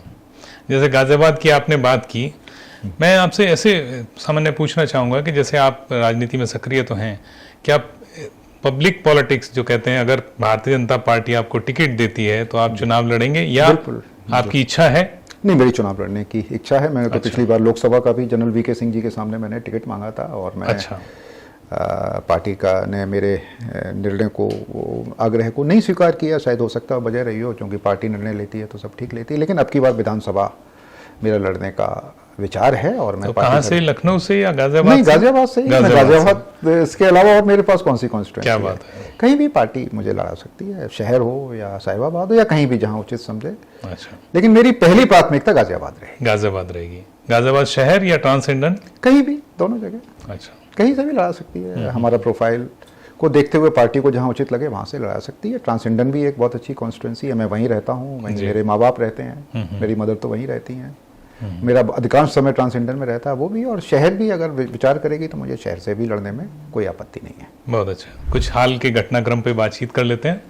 अभी जंतर मंतर पे प्रदर्शन चल रहा है, और 20 तारीख को उस प्रदर्शन में ये कहा कि भाई संसद भवन की तरफ मार्च करना है, शांतिपूर्ण मार्च। और उसके बाद जो वहाँ पे हुआ वो सब हमने वीडियोज़ में तरह तरह के देखा। दोनों पक्ष दिखाए जा रहे हैं कि कहीं छात्र पिट रहे हैं, कहीं छात्र पुलिस को पीट रहे हैं, कौन छात्र हैं कौन छात्र नहीं, बहुत सारी बातें आ रही हैं। आपका इस 20 तारीख के प्रदर्शन के बारे में क्या कहना है? देखिए, दुर्भाग्यपूर्ण स्थिति रही कि नौजवान सड़कों पर उतरकर संसद की तरफ उसने मार्च कर रही है। कुछ उसका प्रभाव सोशल मीडिया भी है, कुछ उनकी मांगें भी जायज़ हैं, और सरकार की तरफ से भी गंभीर है। सरकार की तरफ से नहीं तो स्वयं जगत प्रसाद नड्डा जी भी बात करने गए, उनके प्रतिनिधियों से बात की उन्होंने। जितेंद्र सिंह जी ने भी राहुल गांधी जी से बात करी। और मुझे उम्मीद है कि दोनों पक्ष, विशेष रूप से जो सोनम वांगचुक जी हैं, उन्होंने भी एक नया ऑफर फ्रेश दिया है 20 तारीख के बाद से। अच्छा। कि अगर इनके ऊपर जो भी मुकदमे अगर ना लड़ाए जाएं तो मैं उस पर अपने जो मैं धरना प्रदर्शन कर रहा हूँ उस पर पुनर्विचार कर सकता हूँ। तो दोनों पक्षों को गंभीरता से लेना चाहिए। और देखिए, ये नौजवानों का देश है, आधे से ज़्यादा आबादी नौजवानों की है, और नौजवानों के सामने शिक्षा और शिक्षा के माध्यम से नौकरी पाना ये बड़ा एक विषय रहता है। पेपर लीक होना एक बड़ी गंभीर समस्या है। सरकार उसके प्रति गंभीर है, और जब नीट का पेपर लीक हुआ तुरंत ही सरकार ने तुरंत ही दूसरी परीक्षा आयोजित करवाई, और उसमें आपने देखा होगा कि उसमें कोई किसी ने प्रश्न नहीं उठाया जी। मैं भी छात्रों से आग्रह करता हूं कि सरकार की मंशा के प्रति कतई भी आप शक ना करें। सरकार आपके भविष्य के प्रति बहुत गंभीर है, और वार्ता का माध्यम से वो आगे बढ़े। विपक्षी दल भी कुछ उसमें आग में घी डालने का काम कर रहे हैं, उनके बगलाने में ना आए। आप अपने भविष्य की तरफ ध्यान दें। सरकार नौजवानों के लिए और नौजवानों के भविष्य के प्रति हमेशा से ही चिंतित रही है, और जितने भी योजनाएं हैं उसमें कहीं ना कहीं नौजवान की तरफ सरकार का ध्यान रहता है। 20 तारीख की घटना है, वो दुर्भाग्यपूर्ण घटना रही है। अब दोनों पक्ष शांति से काम लेंगे। सरकार की गंभीरता को दिमाग में रखते हुए जितने भी आंदोलनकारी छात्र हैं वो भी अपनी गंभीरता को समझेंगे और अपने भविष्य को ध्यान में रखते हुए वो आगे बढ़ेंगे और अपने भविष्य का निर्माण करेंगे। लेकिन हमने एक चीज और देखी, 20 तारीख की बात ये तो हमने की, लेकिन 20 से पहले जंतर मंतर पे जो हुआ पिछले 20 दिन लगभग, वो भी ऐसा नहीं था कि वो छात्रों का आंदोलन जैसा लगे। उसमें हर तरह के राजनीतिक दलों का भी आना हुआ और अपनी अपनी बात कहना। उसमें भगवान राम के खिलाफ भी ऐसा कहना चाहिए तो बोला गया। उसमें बहुत सारी ऐसी बातें की गई ब्राह्मणों के प्रति, किसी भी भेदभाव और ऐसी चीजें सामने आई। तो कुल मिला के ऐसा लगा कि कहीं ना कहीं वो जो भी वो आंदोलन है वो कहीं दिशा भ्रम की स्थिति में है। नहीं, नेतृत्व नहीं है आंदोलन में। एक तो कोई भी आंदोलन होता है जिसमें अगर स्पष्ट नेतृत्व होता है, स्पष्ट टारगेट होता है, विचार होता है, तो वो आंदोलन थोड़ा सा संयमित होके, डिसिप्लिन होके चलता है। यहाँ आंदोलन में एक स्पष्ट टारगेट नहीं है, स्पष्ट नेतृत्व नहीं है। इस वजह से ये आंदोलन चित्रा पितरा के चल रहा है। ये मैं आंदोलनकारियों से कहूंगा कि वो अपनी बात को स्पष्ट रूप से एक नेतृत्व बनाकर अगर सामने रखेंगे तो उनकी विषयों पर ज्यादा अच्छी तरीके से विचार होगा। अच्छा, ये जो आंदोलन हो रहा है ये मुख्य रूप से जो इसके आयोजक हैं वो सीजेपी, कॉकरोच जनता पार्टी। तो ये कॉकरोच जनता पार्टी जो है इसको आप कैसे देखते हैं? सोशल मीडिया का फिनोमेना है। आपने देखा होगा कि वो एकदम चीफ जस्टिस ऑफ इंडिया ने कुछ कहा, उसको बेसिस पर एक ने इंस्टाग्राम पे डाल दिया और लोग उसको फॉलो करने लगे। तो एक फ्रेंजी चलने लगती है जैसे 23 मिलियन। जो भी 2 करोड़ से ज्यादा लोग उसके फॉलोअर्स हो गए और वो अचानक जुड़ गए। और उसको वो आजकल सोशल मीडिया पे एक बड़ा ट्रेंडिंग हो जाती है। कोई भी चीज हो जाती है, किसी चीज को एक ट्रेंड पकड़ लेता है तो वो ट्रेंड इतनी तेजी से पकड़ने लगता है कि सब लोग उसमें प्रभाव में आ जाते हैं। लेकिन वो सोशल मीडिया के साथ सबसे बड़ी समस्या है कि जितनी तेजी से वो बढ़ता है उतनी तेजी से खत्म भी हो जाता है। बुलबुला है वो। मैं समझता हूँ अगर उनके विषय अगर गंभीर हैं तो उस गंभीरता से लेते हुए सरकार को भी विचार करना चाहिए। ऐसा मैं मानता हूँ। आंदोलनकारी छात्र अगर सड़कों पे आता है तो ये देश के लिए अच्छी स्थिति नहीं, अच्छा नहीं है जी। तो आपसे इतने सारे मुद्दों पे इतनी ये सार्थक बातचीत हुई, बहुत अच्छा लगा। और आपका हमारे स्टूडियो में आने के लिए बहुत बहुत धन्यवाद। आगे भी किसी विषय पे हम चाहेंगे कि आपके साथ कभी ऐसी वार्ता का सेशन पॉडकास्ट के रूप में रखा जाए। आपको बहुत बहुत शुभकामनाएं। धन्यवाद विपिन जी, मुझे भी बड़ा अच्छा लगा। आपने बड़े सार्थक प्रश्न आपने मुझसे पूछे और सभी विषयों को आपने टच करने की कोशिश करी और मैंने भी अपनी तरफ से प्रयास किया कि आपके प्रश्नों का जवाब आप तक पहुंचे और आपके जितने भी व्यूअर्स हैं ऑडियंस तक पहुंचे। मैं भी आपका धन्यवाद। बहुत अच्छा विषय रखा आपने, बहुत अच्छा विषय रखा। निश्चित ही वो हमारे लिए बहुत सकारात्मक होगा और जो दर्शक इसको देखेंगे उनके लिए भी ये बहुत फ्रूटफुल होने वाला है। कैप्टन विकास गुप्ता जी की आज की बातचीत केवल कृषि तक सीमित नहीं रही। हमने जाना कि कैसे एक सैनिक का अनुशासन, एक प्रशासनिक अधिकारी का अनुभव, एक सामाजिक कार्यकर्ता का साहस और एक नीति निर्माता की दूरदृष्टि मिलकर उत्तर प्रदेश की कृषि और विकास की नई तस्वीर बना सकते हैं। हम आशा करते हैं कि उत्तर प्रदेश कृषि अनुसंधान परिषद के माध्यम से किसानों, युवाओं और पूरे राज्य को एक नई दिशा मिलती रहेगी। अगर आपको यह बातचीत पसंद आई हो तो वीडियो को लाइक करें और अपने सुझाव कमेंट्स में जरूर लिखें। और ऐसे ही विचारोत्तेजक पॉडकास्ट देखने के लिए हमारे चैनल को सब्सक्राइब करना न भूलें। फिर मिलेंगे एक नए मेहमान और एक नई प्रेरणादायक कहानी के साथ। नमस्कार।